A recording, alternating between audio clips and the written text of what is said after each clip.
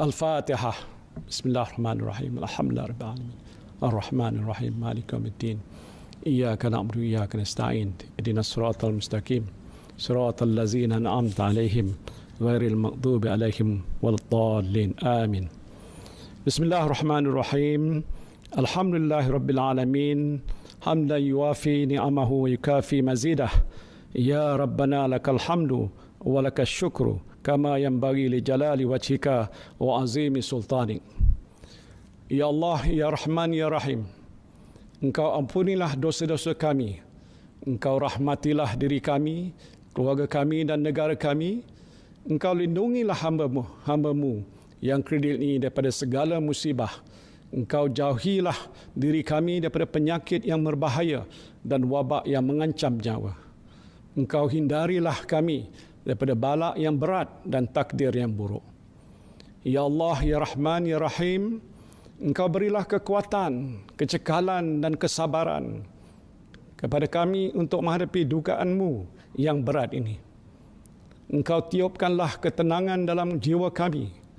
Sesungguhnya setiap dugaan yang Engkau turunkan kepada kami, Ya Allah, tiadalah ia melainkan untuk meningkatkan ketakwaan dan keimanan kami kepadamu. Ya Allah, Ya Rahman, Ya Syafi, Engkau berilah kesembuhan kepada saudara-saudara kami yang dijangkiti wabak coronavirus, walau di mana saja mereka berada. Sesungguhnya tiada penyakit yang tidak dapat Engkau sembuhkan. Ya Allah, tiada mara bahaya yang tidak dapat Engkau jauhinya dari kami, Ya Allah. Kami bermohon kepada-Mu, Ya Allah, lindungilah kami, selamatkanlah kami, sejahterakanlah kami. Rabbana zalamna anfusana wa illam taghfir lana wa tarhamna lanakunanna minal khasirin. Rabbana atina fid dunya hasanah wa fil akhirati hasanah wa qina azabannar. Wa sallallahu ala sayyidina Muhammadin wa ala alihi wa sahbihi wa sallam. Walhamdulillahi rabbil alamin.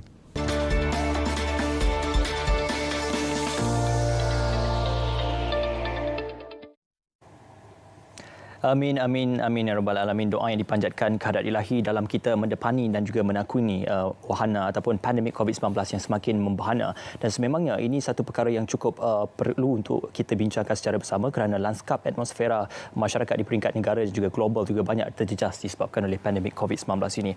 Apa yang penting adalah kita sentiasa memberikan seluruhan yang lebih mendalam terhadap apa yang diperkatakan dan juga diperintahkan oleh kerajaan dalam usaha untuk kita memastikan agar kita memutuskan rantaian jangkitan bagi COVID-19 ini. Pada malam ini alhamdulillah kita masih lagi bercerita tentang spektrum yang sama dan juga topik perbincangan yang sama iaitu tentang COVID-19, tetapi perspektifnya itu berbeza kerana kita memberikan penumpuan dan juga penekanan kepada bagaimana kita melihat pandemik COVID-19 ini memberikan satu lanskap dan juga ruangan yang baharu apabila kita banyak bercerita tentang geopolitik dan juga geoekonomi serta sosioekonomi masyarakat secara am dan juga secara keseluruhannya. Pada malam ini kita bercerita tentang aspek luar bandar seperti mana yang saya melihat kepada beberapa faktor penumpuan statistik tunjukkan lebih 7.76 juta rakyat Malaysia itu adalah terdiri daripada penduduk di luar bandar, mewakili lebih kurang 23% daripada keseluruhan penduduk di Malaysia. Dan ini memberikan gambaran bahawasanya faktor luar bandar itu memberikan faktor kita kata pemula kepada setiap pembinaan modal insan dan juga setiap pembinaan tamadun dan juga struktur masyarakat itu. Dan pada malam ini kita menekuni topik ini secara lebih mendalam. Untuk saya amat berhati hati bersama dengan pada malam ini ialah Yang Berhormat Datuk Dr. Abdul Latif Ahmad, Menteri Pembangunan Luar Bandar KPLB. Assalamualaikum, selamat malam Datuk, apa khabar? Khabar baik. Alhamdulillah Datuk ya. Baik Datuk, apabila kita bercerita tentang COVID-19 ini sudah semestinya sebelum kita beralih kepada inisiatif dan juga insentif yang digagaskan di bawah Kementerian Pembangunan Luar Bandar, Datuk sendiri berkhidmat dan juga memimpin masyarakat di Mersing. Sudah tentu mereka yang di Mersing sekarang ini ingin mendengarkan titipan butiran kata-kata daripada Datuk sendiri yang dilihat Mersing juga mencatatkan rekod kes yang amat rendah di peringkat ataupun di peringkat persekutuan. Jadi mungkin di Mersing itu keadaannya situasi yang boleh Datuk gambarkan bersama kami. Terima kasih Mail. Mail dah 2 kali kan pergi kat Mersing.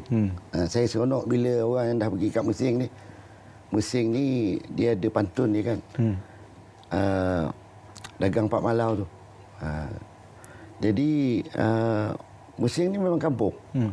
Dan di sebuah kampung dan saya adalah wakil rakyat kampung. Jadi dah 6 penggal lah saya jadi wakil rakyat kampung. Saya faham lah selok belok orang kampung. Kebetulan kali ini diberi amanah dan tanggungjawab oleh Yang Amat Berhormat Perdana Menteri ke-8 untuk memimpin kementerian yang pada saya anggap amat besar dan luas.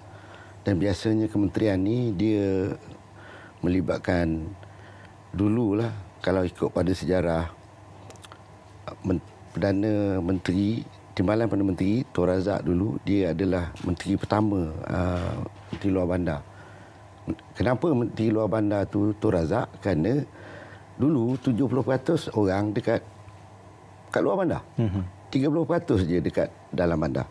Tapi oleh kerana pembangunan yang begitu, fitrahnya begitu, sejak 60 tahun lebih kita merdeka, maka komposisi dan gerakan yang dibuat oleh kerajaan dahulu-dahulu, jadi proses pembandaran itu berlaku sehingga sekarang ini hanya macam Mail kata tadi 23.8% duduk di luar bandar, di luar bandar. 70%, 60 lebih % di bandar. Sebenarnya ini adalah satu kejayaan di mana kita bawa orang ke bandar dululah.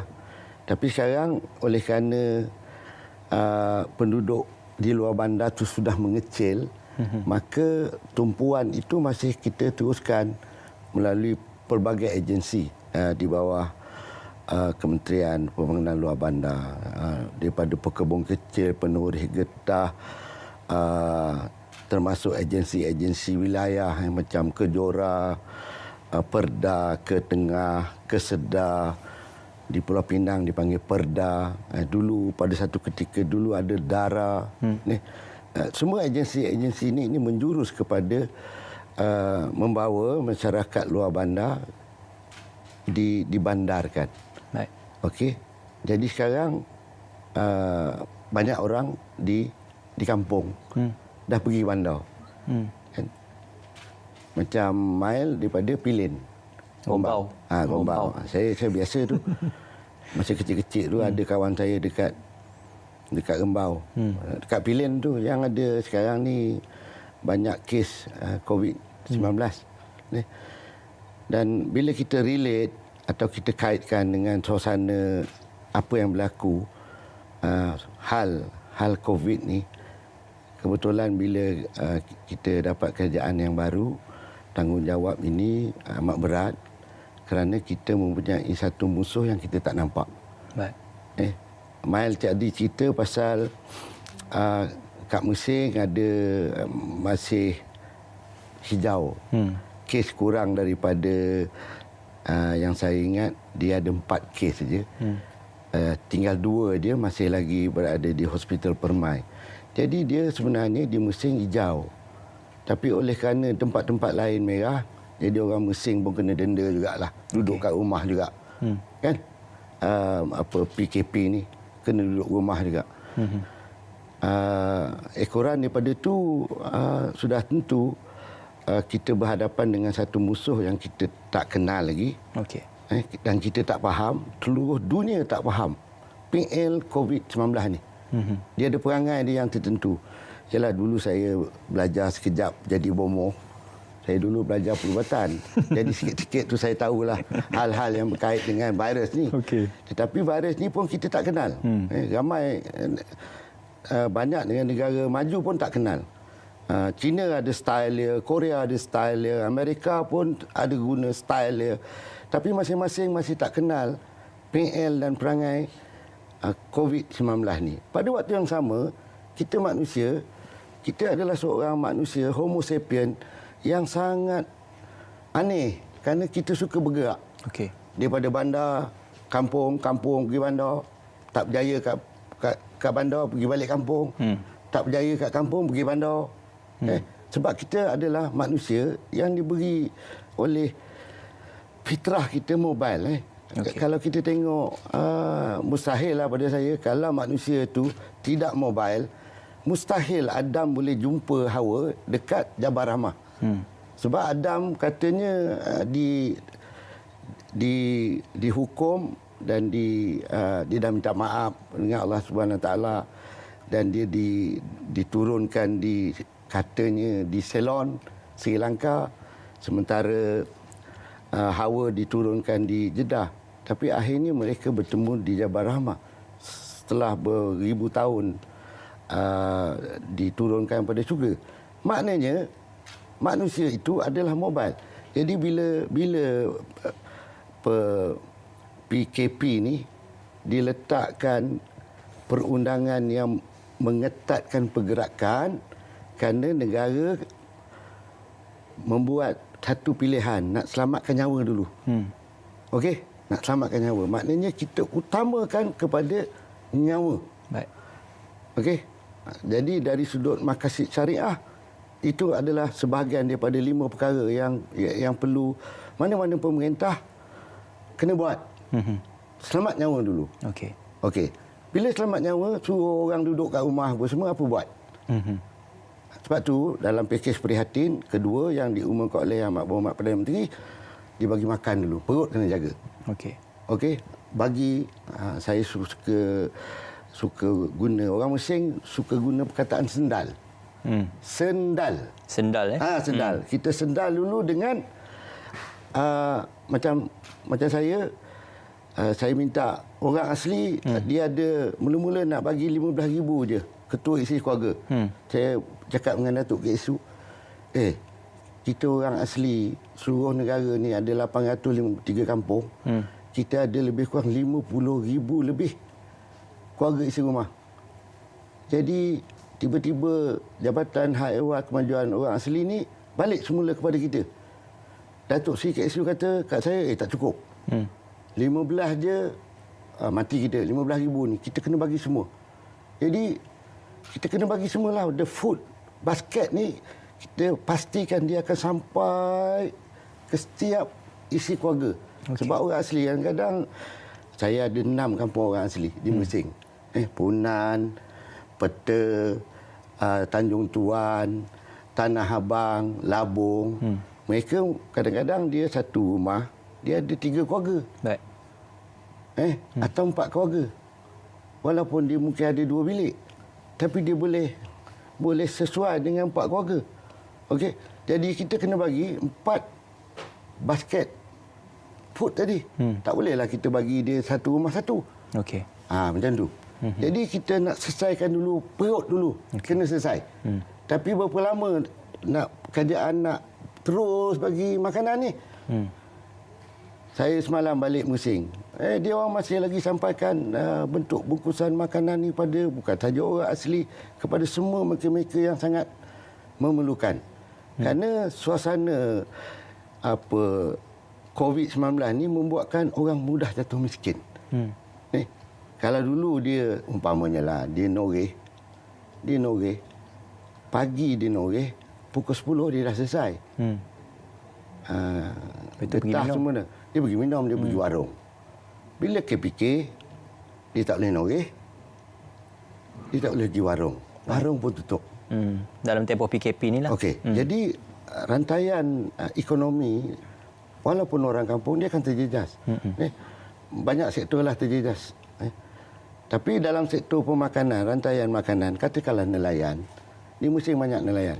Saya ada 400 bot kat Mesing, dekat Mesing, kat Endau tu tak kira lagi. Okey. Sebab penerima mereka yang dapat allowance berjumlah sekarang saya ingat RM250 tiap-tiap nelayan yang ada lesen dan yang telah pun diputihkan oleh Jabatan Perikanan dengan kerjasama LKIM. Mereka boleh pergi tangkap ikan. Okey. Isunya bila ada MCO ni, PKP, pertama sekali orang tengah dah tak ada. Tiba-tiba orang tengah tak ada. Hasil tangkapan bagus. Sekarang ni musim tandak sotong. Sotong memang banyak. Tapi bila sampai kat JT, tak ada orang nak beli.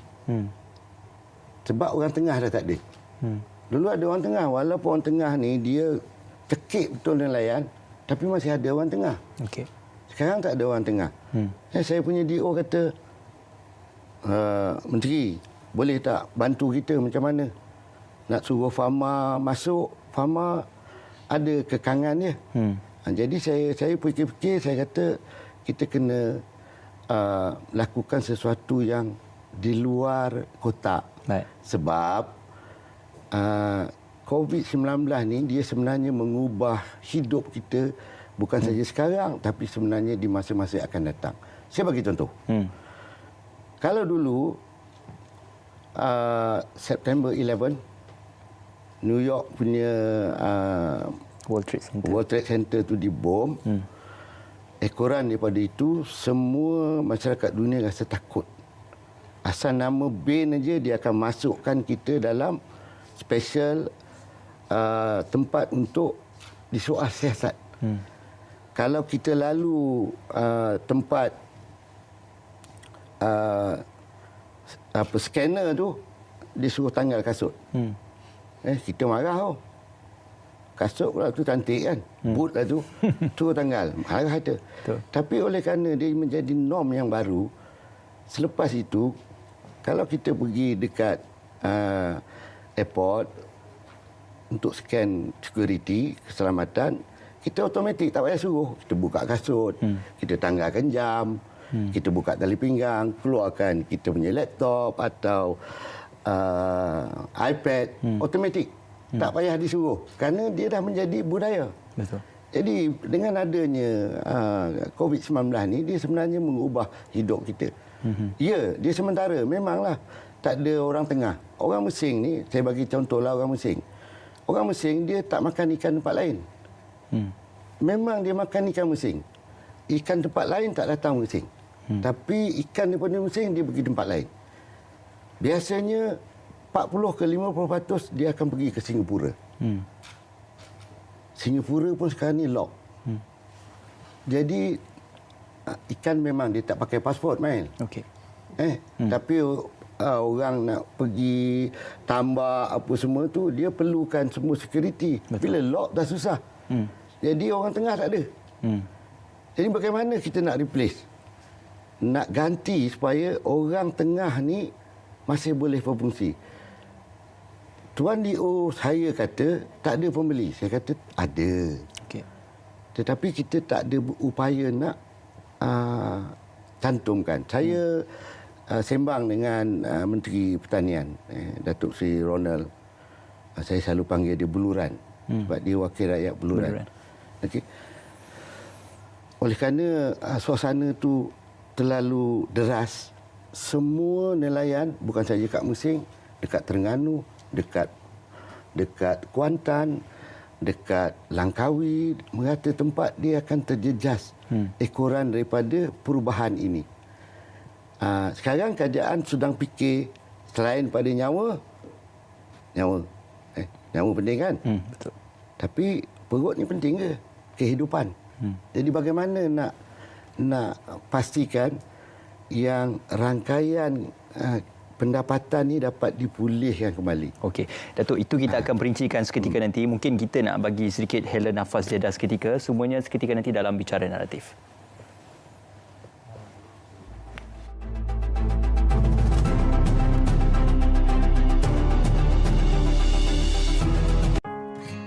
Selepas saya lahir, doktor telah berikan saya vaksin BCG dan hepatitis B. Semasa saya 2 bulan, ibu telah membawa saya ke klinik untuk mendapatkan vaksin 5 serangkai. Dos kedua ketika saya 3 bulan dan dos ketiga pada usia 5 bulan. Untuk vaksin MMR pula, saya akan ambil sebanyak 2 kali ketika 9 bulan dan setahun. Bila saya mencecah 18 bulan, ibu jangan lupa untuk dapatkan vaksin booster 5 serangkai saya ya. Seronok rasanya dapat membesar dengan sihat.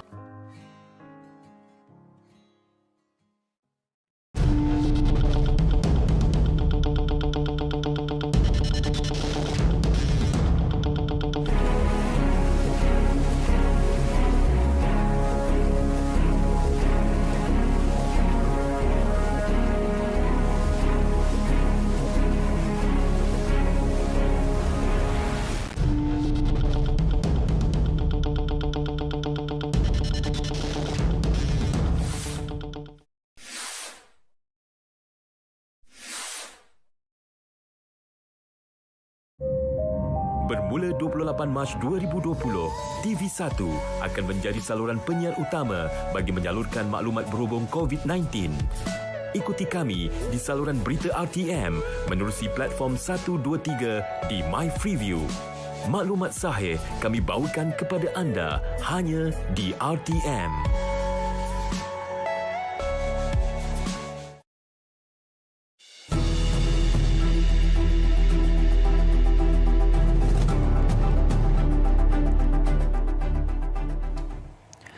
Baik, apabila kita memberikan sedikit spektrum kepada pepatah lama, kais pagi makan pagi, ia bukan menggambarkan kepada keadaan ekonomi yang dianggap sebagai miskin, tetapi ia menggambarkan tamsilannya adalah apa yang kita usahakan, kita kerjakan hari ini, maka hasilnya akan dapat kita peroleh mungkin untuk hari ini dan juga untuk hari esok. Itu juga digambarkan dalam spesifikasi perbincangan kita pada malam ini, iaitu tentang isu luar bandar dalam kita mendepani pandemik COVID-19 ini. Mungkin terus saja persoalan bersama dengan YB Datuk Dr. Abdul Latif Ahmad. Tadi kita banyak memperceritakan tentang kategori ekonomi luar bandar ini. Kita perlu realistik, bekerja sendiri, kalau berniaga kecil-kecilan dalam kita kata kerangka yang kecil dan sederhana, malah mungkin ada pesara ataupun mungkin ada juga yang bekerja dalam sektor perniagaan yang kecil.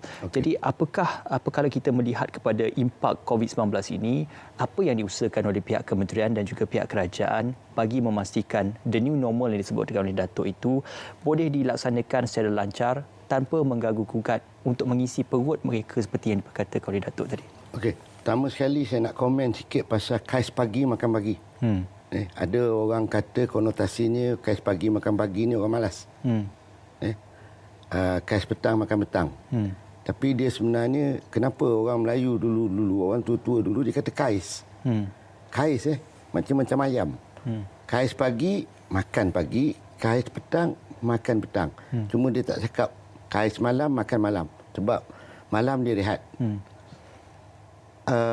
Ada orang tua beritahu saya, orang yang bijak pandai pasal bahasa, dia kata kais pagi itu menandakan yang mudahnya tanah Melaya ni, tanah Melayu dulu untuk dapat rezeki. Maknanya pagi kais dapat pagi. Tak payah nak simpan untuk petang. Kais petang makan petang. Tak payah nak tunggu sebab besok pagi pun kais lagi. Tanah kita subur. Okey. Walaupun ada orang kata malas ke apa. Okey, satu. Kedua, seperti yang Mail cakap tadi, di mana peranan ekoran daripada kesan daripada COVID-19. Orang kampung, you kena faham. You kena faham. Orang kampung ni dia ada dua sumber pendapatan. Satu, pendapatan yang dia buat aktiviti dia. Kedua, dia aktiviti remittance.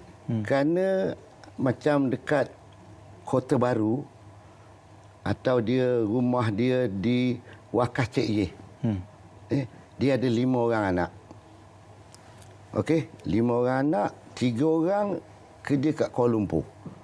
2 orang kerja dekat Pulau Pinang. Biasanya dia orang ni akan hantar sikit-sikit duit kepada mak bapak dia. Mungkin RM100 sebulan. Jadi kalau 5 dia dapat 500. Sekarang COVID-19 yang 500 ni dia tak dapat. Sebab yang sumber pendapatan yang biasa dia dapat pada anak-anak dia yang mengenang jasa ibu bapa tak boleh hantar sebab dia orang pun tak kerja. Satu. Dua, kalau aktiviti-aktiviti yang biasa dia orang buat di kampung lah, kata dia jual di pasar, katakanlah dia tanam lada atau tanam sayur. Masa COVID ni orang boleh pergi pasar lagi, tetapi orang yang pergi pasar dia kena ikut SOP tadi, the new norm tadi. Malah pasar akan datang kena susun balik. Tak boleh lagi pasar tu pergi balik. Dia boleh pergi sekali aja. Dia tak boleh pergi balik. Itu satu. Jadi bila kesan kepada pendapatan mereka ini berkurangan, kita ada survey yang dibuat oleh Jabatan Statistik pendapatan mereka berkurangan daripada 50% kepada dekat 90%. Jadi kadang-kadang kat kampung dia buat homestay. Dia ada bilik yang disediakan, tak ada pelancong, tak masuk lah. Okey, tak tambah pendapatan.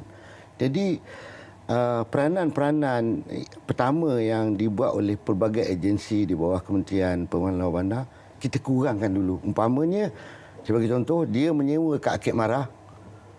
Okey, anak dia ni macam Cik Kiah lah. Makcik Kiah.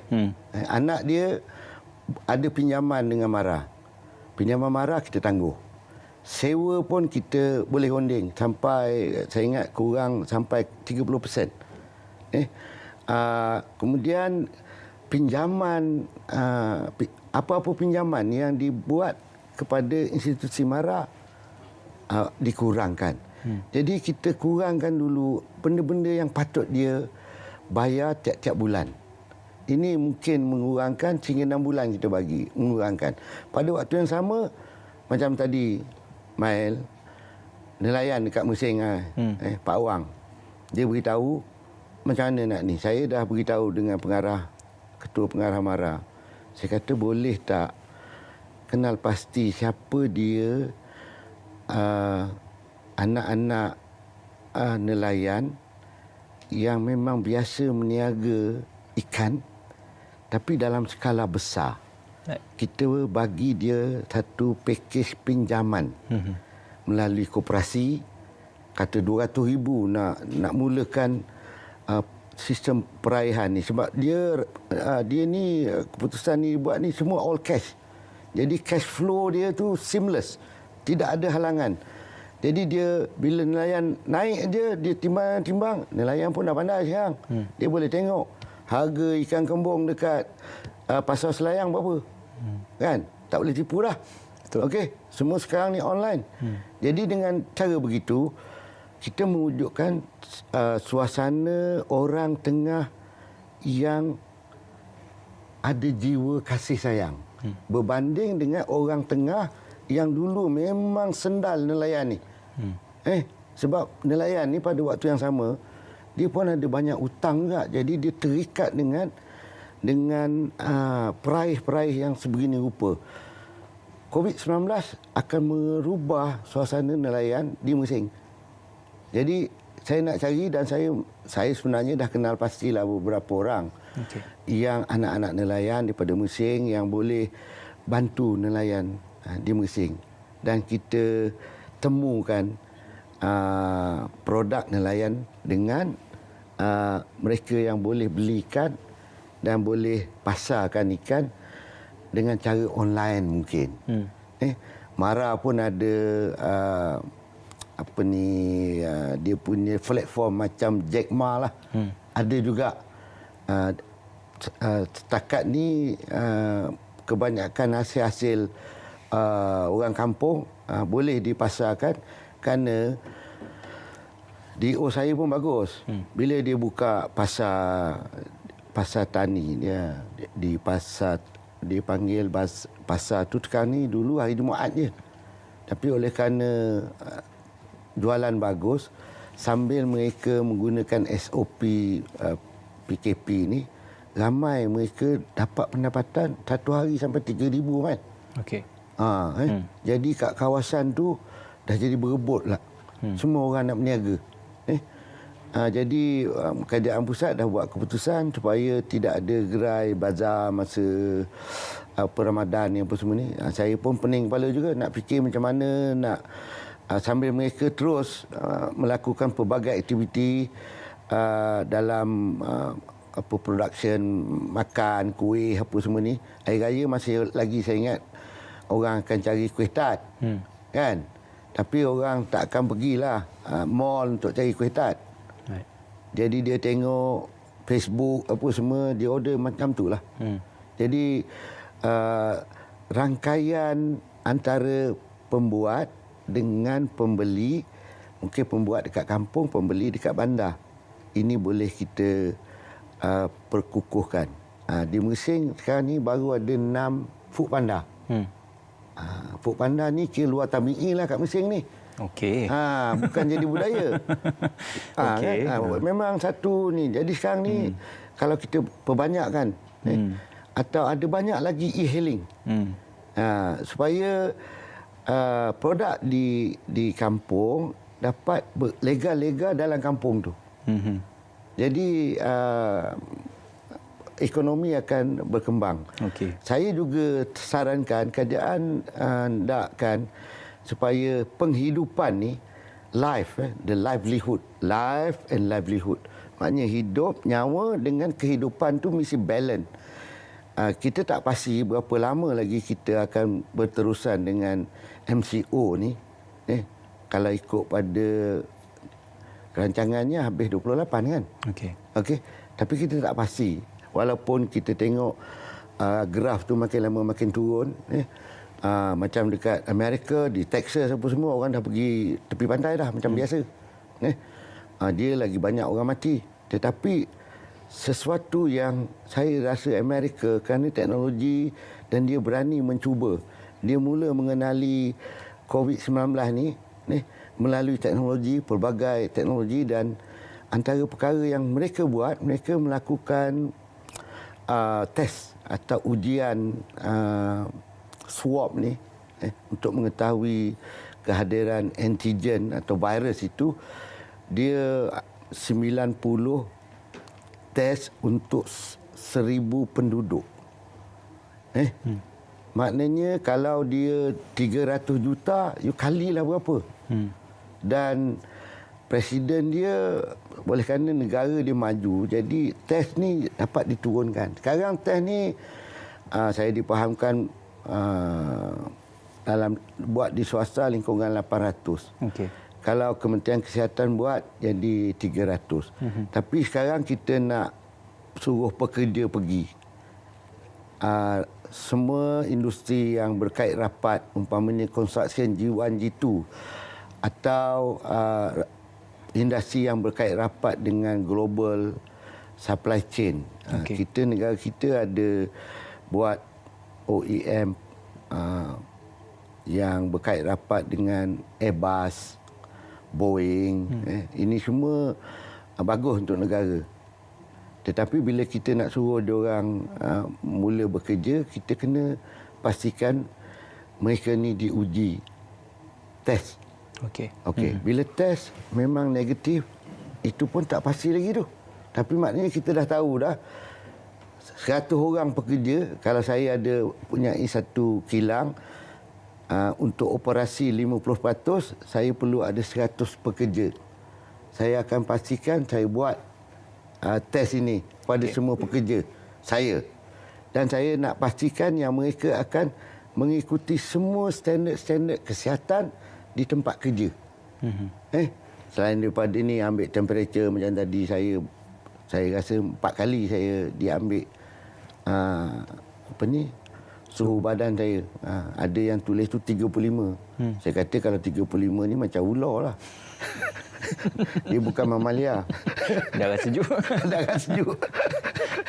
Baik. Datuk, mungkin perinciannya untuk kita melihat kepada akses yang disebutkan tadi, akses kesihatan, perniagaan, peluang-peluang lain yang direncana itu, boleh kita sama-sama perincikan seketika nanti apabila kita kembali daripada berjaya dalam Bicara Naratif.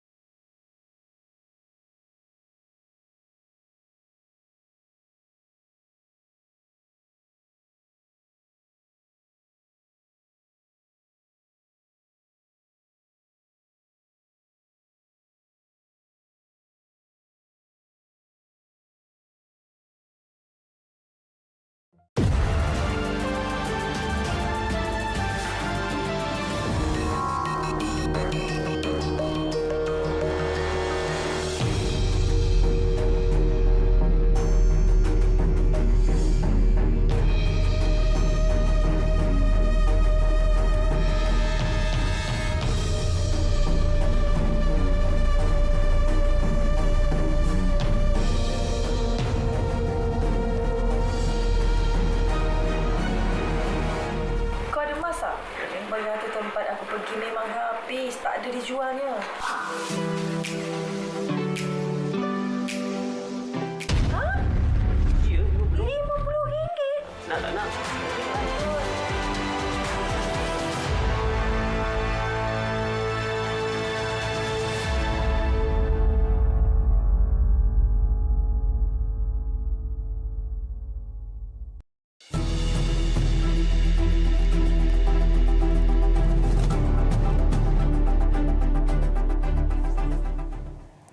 Baik, kita bertemu kembali dalam Bicara Naratif. Apakala kita bercerita tentang konotasi akses. Akses kepada ekonomi yang lebih baik, akses kepada makanan, akses kepada peluang perniagaan dan pekerjaan, malahan akses kepada hubungan juga jaringan internet juga amat penting. Dan kita tidak menganaktirikan sama ada di bandar, di metropolitan mahupun di luar bandar. Dan perkara ini banyak dibincangkan dan juga diberikan penumpuan. Khususnya pada malam ini, kita masih lagi bersama dengan Yang Berhormat Datuk Dr. Abdul Latif Ahmad untuk kita mempercikan, Datuk, sebenarnya luar bandar ini juga tidak ketinggalan diberikan sedikit kita kata penumpuan dan juga interaktif dalam segi aspek internet dan sebagainya. Jadi bagaimana kita melihat dalam perkembangan yang berlaku di kawasan bandar ataupun di peringkat persekutuan dan di peringkat nasional, luar bandar turut terkesan dan menerima dampak hasil daripada perkembangan teknologi internet yang sedang berlaku, Datuk? Okey. Satu soalan yang baik.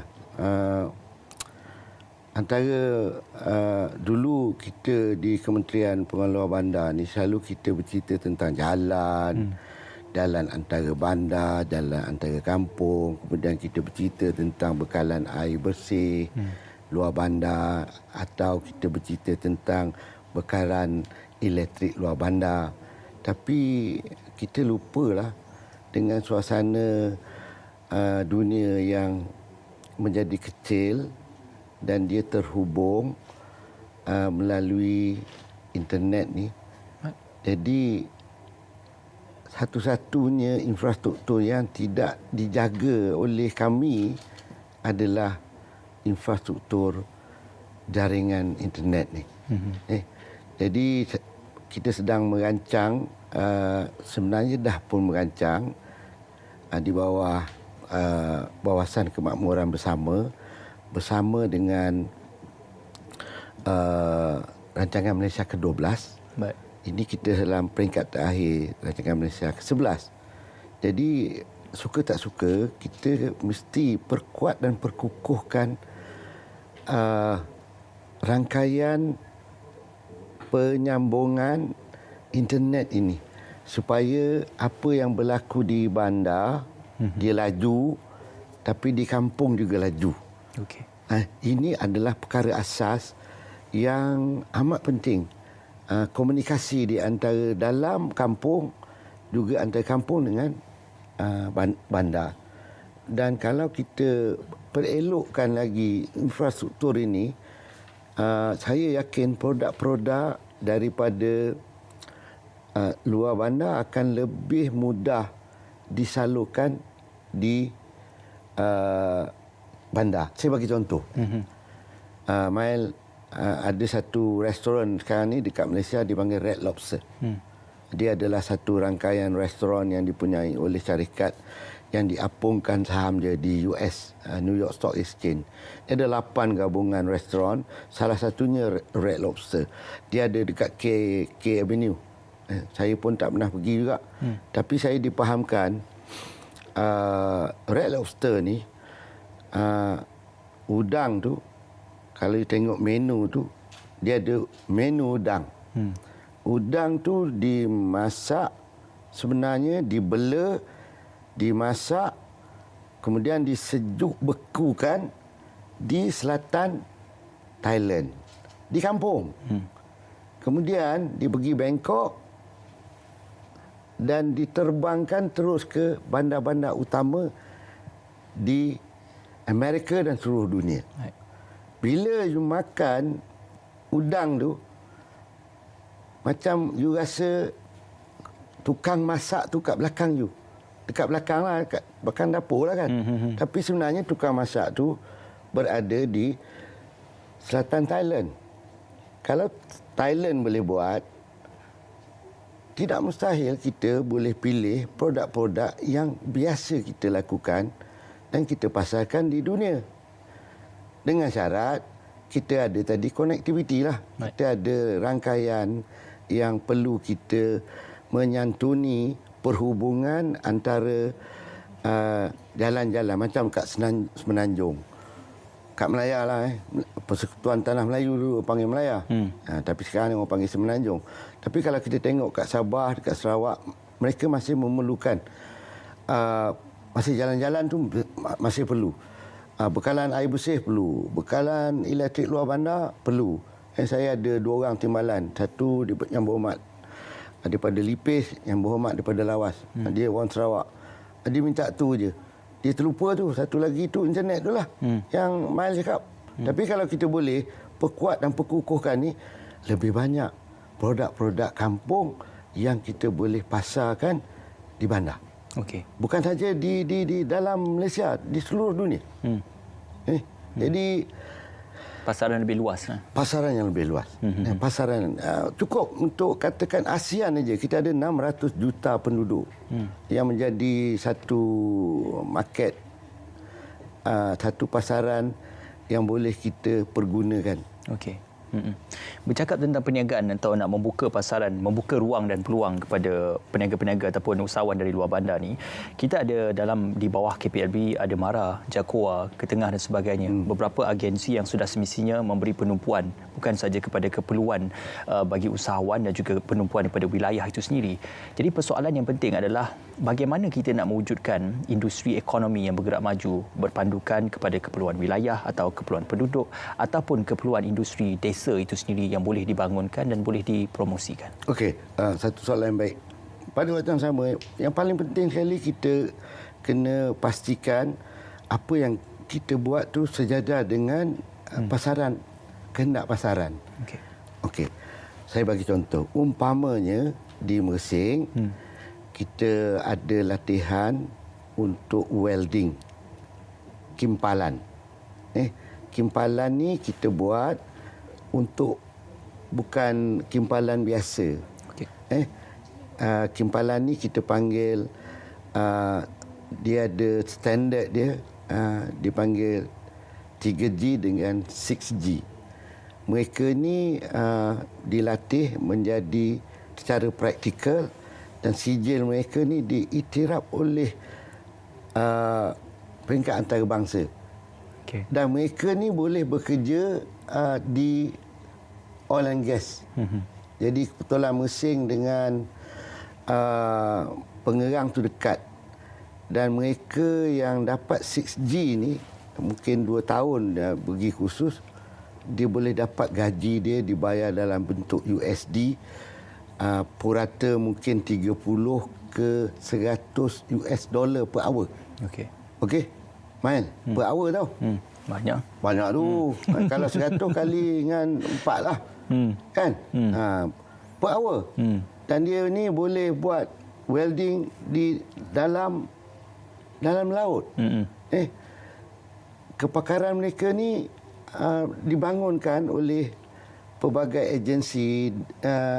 Dalam MARA ada, kita ada pelbagai institusi MARA. Tapi pada waktu yang sama yang dibuat di Mersing tu adalah Institut Latihan Perindustrian. Jadi kalau kita ada latihan, kita ada tempat kerja, jadi mudahlah. Jadi tempat kerja dah ada, cuma kita nak sediakan latihan. Itu sebagai contoh. Kalau dalam bidang keusahawanan, kita kenal pasti mereka macam-macam program ada. Yang dibuat melalui pelbagai agensi. Mersing umpamanya dia bawah ECER. ECER ni orang Mersing ni dia untuk Terengganu, Pahang dan Kelantan. Mersing satu daerah yang digazetkan bawah Eastern Corridor Development Corporation. Jadi dia juga bangunkan, sebagai contohlah kita ada buat tambah pendapatan dibuat oleh Koperasi Pekebun Kecil Getah Batu Pahat. Dia buat kat Mersing. Baiknya orang Mersing ni. Kita bagi dia satu kawasan, dia boleh bela lembu tenusu yang boleh memberi bulangan antara 600 liter ke 1000 liter satu hari. Kita ni susu kita tak cukup. Dulu susu kita import daripada Australia. Baik. Susu fresh, susu powder. Okey. Sekarang Australia lockdown. Kita kurang susu. Kita makan susu tepung. Susu tepung tak bagus main. Okey, dia susu fresh. Baik. Okey. Sebab tu salah satu perancangan yang Felcra sedang buat untuk pastikan makanan protein. Sekarang ni yang amat berhormat Perdana Menteri selalu fikir pasal security of food. Okey. Keselamatan makanan. Cukup atau tidak? Kalau kita tengok Global Security Food Index, antara negara nombor 1 yang memenuhi Global Index ni Singapura. Ialah dia pulau je. Tanah pun tak banyak. Yalah. Semua makanan diimport. Tapi kita pula, makanan kita import 52 bilion satu tahun. Import luar. Maknanya satu minggu 1 bilion. Banyak tu. Betul. Kenapa kita tak lakukan pendekatan-pendekatan supaya kita bebas dan tidak bergantung sangat kepada makanan dari luar. Jadi waktu inilah kita perlu fikir. Nombor 2, Mail, Singapura. Nombor 2, tahu negara mana? Mana tu? Negara Ireland. Okey. Ireland ni, semua keturunan Anglo-Saxon yang ada kat Amerika tu daripada Ireland lah. Sebab tanah dia tak subur. Di mana tempat Malaysia ni, Datuk? Malaysia saya tak tahulah. Bawah lagi. Sebab kita kais pagi makan pagi ni. Kais petang makan petang. Kita anggap bahawa business as usual, biasa je. Tapi bila jadi COVID-19 ni, baru kita fikir. Bagus juga tu. Baik. Bagus. Singapura pun dia bukan fikir baru sekarang. Bukan lama dah. Dia baru juga fikir. Dia baru ada buat satu perundangan di parlimen dia. Dia tubuhkan satu perundangan. Wujudkan satu platform yang diluluskan di parlimen. Dia panggil Singapore Food Authority. SFA. Khusus untuk memastikan yang makanan itu cukup dan boleh dibeli oleh rakyat. Okey. Datuk, nak cerita cukup atau tidak ni sebenarnya kita ada perkongsian kapsul bantuan yang diberikan dan juga disurahkan oleh KPLB juga semasa kita mendepani wabak COVID-19 ini. Kita akan berjeda seketika, kembali selepas ini. Lepas Perintah Kawalan Pergerakan PKP dikuatkuasakan sejak Sabah dan Labuan kini sudah dibatalkan. Penduduk di daerah Tawau mematuhi Perintah Kawalan Keboleh jangkitan tu sekarang ni berkurangan. Kalau kita dapat menjalankan aktiviti kita sebagaimana kita laksanakan pada PKP 1 dan 2, jadi kita harap kalau kita dapat melaksanakan, memperketatkan lagi tindakan-tindakan kita di PKP ketiga ni, mungkin kita akan dapat kurangkan kes keboleh jangkitan tu kurang pada 1,000 ataupun 500. Jadi kita boleh tumpukan perhatian kita kepada kluster-kluster yang memberikan kes-kes keboleh jangkitan. Di sebalik lensa harian sidang media oleh Kerajaan Malaysia dan Kementerian Kesihatan Malaysia, kita melihat wajah ketenangan yang ditampilkan. Namun, di sebalik ketenangan itu, hadir kegusaran mengenai beban dan tanggungjawab yang dipikul. Disebabkan itu, kami sekali lagi memperingatkan anda dan mengajak anda supaya patuhi Perintah Kawalan Pergerakan tahap 3 supaya kita dapat mendepani wabak COVID-19 ini secara bersama daripada ia semakin membahana. Jangan nanti sudah terhantuk baru terngadah, sesal dahulu pendapatan, sesal kemudian tidak berguna. Jadi marilah kita bersama dengan hashtag duduk di rumah, kita teguh, kita menang. Komunikasi kita.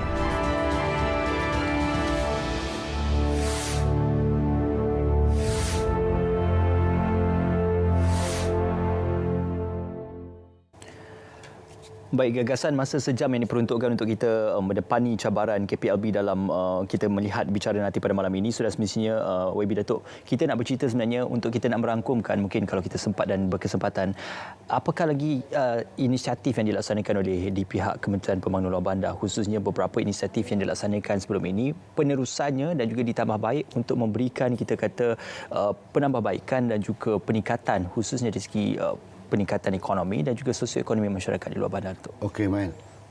Pertama sekali saya nak ucap banyak-banyak terima kasihlah kepada rakan-rakan kementerian, terutama rakan kabinet saya, mantan menteri Datuk Seri Rina. Dia buat satu kajian yang mendalam. Dia antara satu-satunya menteri yang kali pertama membuat dasar luar bandar. Okey, dasar luar bandar dia ada teras 10. Tak perlu mai kalau saya nak 10 teras ni 2 jam lagi kita sambung. Tapi maknanya bila saya masuk kerja saya mudah sikit kerana dah ada dasar. Dasar ni untuk kita jadi kompas supaya kita tidak sesat. Jadi bila dah ada 10 dasar tu, kerja saya mudah aja. Nak penuhilah dasar tu. Dasar dekat luar bandar macam mana, umpamanya lah antara perkara yang dipikirkan oleh dan jadi isu lah dekat kampung. Mana nak buang sampah? Senang je. Okey. Soalan ni saya tanya dulu dalam parlimen. Saya ingat 5-6 tahun dulu saya ada tanya. Tapi saya tak dapat jawapan yang khusus kerana kita ada 3 kerajaan. Kerajaan pusat, kerajaan negeri, kerajaan tempatan. Kampung biasanya dia di luar kawasan penguatkuasaan majlis daerah, iaitu kerajaan tempatan. Jadi mereka ni ada sampah. Jangan tak orang kampung mesti ada sampah punya. Betul. Kan? Kat mana dia nak buang? Jadi saya ingat lagi masa saya dulu kerja dekat Hospital Mersing, saya buka klinik sendiri.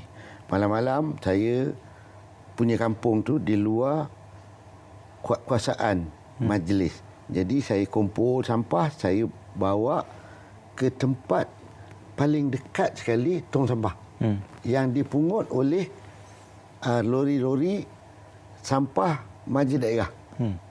Okey. Jadi takkanlah saya boleh buatlah, saya ada kereta. Tapi lama-lama kawasan yang paling berdekatan dengan kawasan mengumpul sampah tu akan banyak lagi sampah. Dan dia tak selesai masalah.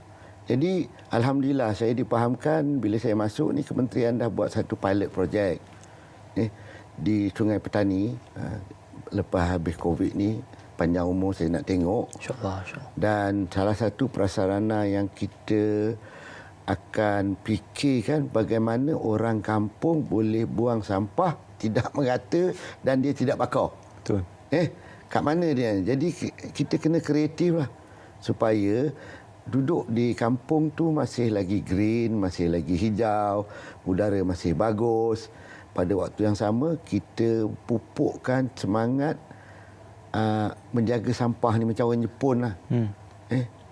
Orang Jepun, kalau kita pergi dekat mana-mana bandar dia, saya pernah pergi Tokyo, dia tak ada tong sampah. Jadi orang tak boleh buang. Jadi bila ada sampah, mereka masuk dalam poket. Kat rumah baru dia buang. Macam tu sekali orang Jepun ni, dia jaga pasal hal sampah dia. Jadi kalau dapat kita wujudkan, sekarang macam kita ni kalau boleh banyak tong sampah. Sebenarnya kita menggalakkan orang buang sampah. Tapi buang sampah semua bukan dalam tong sampah, di tepi tong sampah. Okey, betul. Jadi kalau kita dapat wujudkan satu sistem yang agak kekal yang melibatkan 853 kampung orang asli, dia pun kena buang sampah juga. Atau 15,434 kampung ni, seluruh negara ni, dia boleh mengurus pembuangan sampah di mana dia tidak menyusahkan dan boleh jadi dia tidak menambahkan sangat kos kat bandar, dia buang sampah sebab dia bayar cukai. Dia bayar cukai quick rent tu. Atau sesuatu cukai harta kepada masjid daerah. Tapi dekat kampung, nak bayar cukai macam mana? Kan? Jadi kita kena ada satu jalan dan cara lah bagaimana nak menguruskan sampah di kampung. Okey, itu saya nak hubung kaitkan dengan persoalan saya. Mungkin kita boleh menutup sesi perbualan kita pada malam ini. Kalaupun kita tidak memiliki infrastruktur kelas pertama di luar bandar, tetapi bagaimana kita nak mewujudkan minda kelas pertama dalam kalangan penduduk di luar bandar itu? Oh, ini susah. Pasal Tuan Mahathir dia pun mengaku dia tak berjaya nak mengubah minda. Ini kita memang sebab Homo sapien tadi tu dia mempunyai pemikiran yang amat luas. Otak dia banyak ni tapi pemikiran dia berlapis-lapis. Jadi pada saya sistem pendidikan itu penting. Okey. Sistem pendidikan itu penting. Kalau kita dapat pupukkan, kita dah bagus dah sekarang ni tapi dia belum bagus lagi. Umpamanya kita nak mewujudkan suasana bagaimana kita nak terapkan mencuri itu berdosa. Sebab ada orang cakap mencuri itu tidak salah. Ada juga orang cakap rasuah itu rezeki. Jadi macam mana kita nak ubah mencuri itu berdosa, rasuah itu lagi dosa. Okey, faham Betul. Dia bukan rezeki. Dia berdosa. Ya, memang berdosa haram. Haram. Okey. Tapi meniaga tu halal dan taibah. Baik. Okey, meniaga tu halal. Halal dan taibah, halal dan baik. Betul. Okey. Cukup tu. Bila nak tutup tu dia diringkaskan dengan sepadat-padatnya. Terima kasih sekali lagi kepada Datuk. Alhamdulillah satu perkongsian yang cukup baik. Mungkin diselang-seli dengan sedikit humor dan juga lelucon di situ, tapi itu yang penting untuk kita memahami secara asasnya peranan Kementerian Pembangunan Luar Bandar, khususnya banyak agensi yang terlibat di bawahnya untuk memberikan penumpuan, insentif dan juga gagasan untuk membantu masyarakat luar bandar khususnya. Terima kasih sekali lagi kepada Yang Berhormat Datuk Dr. Abdul Latif Ahmad, Menteri Pembangunan Luar Bandar KPLB, dan juga terima kasih kepada Kementerian Pembangunan Luar Bandar serta agensi-agensi yang terlibat secara langsung dan tidak langsung di bawah KPLB bagi memastikan agar luar bandar sejahtera itu dapat dinikmati dan juga luar bandar yang membangun itu dapat dipertingkatkan dari semasa ke semasa. InsyaAllah kita akan bawakan banyak lagi perkembangan dan juga perkongsian isu-isu yang menarik akan kami bawakan khususnya dalam bicara naratif. Teruskan siaran anda bersama RTM, Sinar Media yang paling dipercayai. Salam.